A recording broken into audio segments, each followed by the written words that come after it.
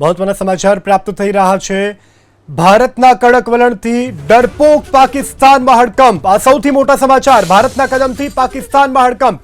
પાકિસ્તાનના મંત્રી ખ્વાજા આસિફમાં ડરનો માહોલ જોવા મળ્યો છે। આશા છે ભારત કોઈ પગલું ન ભરે તેવું ખ્વાજા આસિફે કહ્યું છે। ભારતના એક નિર્ણયે પાકિસ્તાનમાં હડકંપ મચાવી દીધો છે।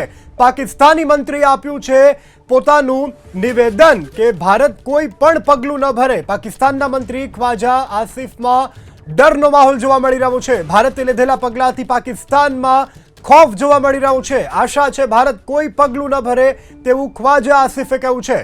તો પાકિસ્તાન ખુદ આતંકવાદથી પીડિત હોવાનું ખ્વાજા આસિફે નિવેદન આપ્યું છે। સર્જિકલ સ્ટ્રાઇકના ડરથી પાકિસ્તાનમાં ફફડાટ જોવા મળી રહ્યો છે। ભારતે બતાવેલા એક વખતના ચમત્કારને લઈ અને અત્યારે પાકિસ્તાનમાં હડકંપ છે। ત્યાંના મંત્રીએ આપ્યું છે સત્તાવાર નિવેદન। ભારત કોઈ પગલું ન ભરે તેવું ખ્વાજા આસિફે કહ્યું છે। ભારત સર્જિકલ સ્ટ્રાઇક જેવા પગલાં ન ભરે કારણ કે પાકિસ્તાન પણ હવે ભારતથી ડરી રહ્યું છે। ભારતે પોતાની તાકાત, ભારતની નિર્ણય શક્તિ ભારત સરકારે બતાવી છે અને આ નિર્ણયને લઈ અને અત્યારે પાકિસ્તાનમાં હડકંપ જોવા મળી રહ્યો છે। મંત્રીએ કહ્યું છે કે ભારત કોઈ પગલું ન ભરે, ભારત સર્જિકલ સ્ટ્રાઇક ન કરે, આવા કડક પગલાં ન ભરે। પાકિસ્તાન પોતે આતંકવાદથી ત્રસ્ત હોવાનું પણ જે ખ્વાજા આસિફ છે તેણે નિવેદન આપ્યું છે। સાથે કહ્યું છે આશા છે કે ભારત કોઈ પગલું નહીં ભરે।